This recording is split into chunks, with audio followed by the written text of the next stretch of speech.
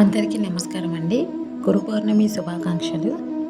Video చేయడానికి గల ముఖ్య ఉద్దేశం ఏంటంటే, సాయిబాబా అసలు దేవుడే కాదు అని కొంతమంది వీడియోస్ చేశారు. ఆ వీడియోస్ కింద చాలామంది మేము కూడా బాబా విగ్రహాన్ని బయట పడేసాం, అసలు మేము పూజించడమే మానేసాం అని కామెంట్స్ రాశారు.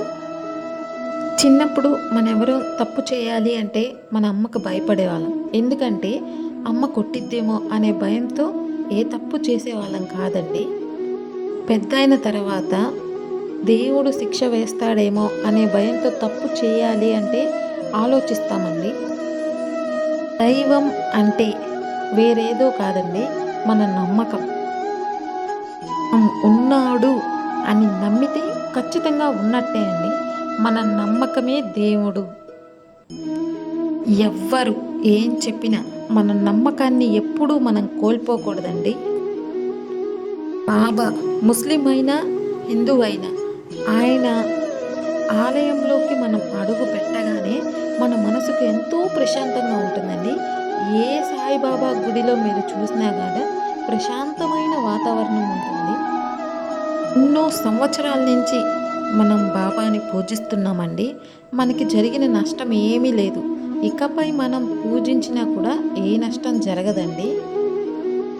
అందరు దేవుళ్ళు ఒక్కటే అని నమ్మడమే మన హిందూ ధర్మం. మన హిందూ ధర్మంలో ఎక్కడ మంచి ఉంటే అక్కడ మనం పూజలు చేస్తూ ఉంటామండి. వేప చెట్టుకు కానివ్వండి, ఆవుకు కానివ్వండి, పచ్చని పసుపు రాసిన మన గడపలు కానివ్వండి, మనకు మంచి చేసే ప్రతి ఒక్కదాన్ని దైవంతో సమానంగా పూజిస్తామండి. అదే మన ధర్మం. దైవం అంటే ఎప్పుడు భక్తి, శ్రద్ధ, భయంతో ప్రతి ఒక్కరూ ఉండాలండి.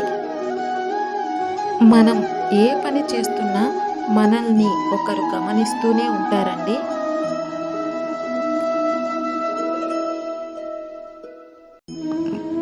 బాబా ఉన్నాడు అనే మన నమ్మకమే కొంతమందికి కడుపు నింపుతుంది, ఆశ్రయం కూడా ఇస్తుందండి. ఇక్కడ చూపిస్తున్నది బాబా అన్నపూర్ణశాల.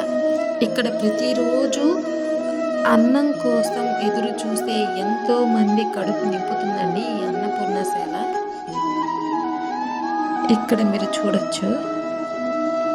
ఇక్కడే కాదండి, బాబా గుడి ఎక్కడున్నా కూడా గురువారం అయినా సరే కనీసం అన్న ప్రసాదం పెడుతూనే ఉంటారు.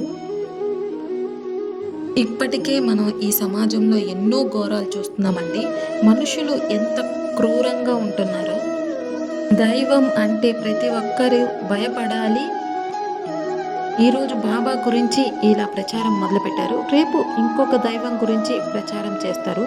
మన నమ్మకమే మన ధైర్యం. వీడియో కనుక నచ్చితే ప్లీజ్ సబ్స్క్రైబ్.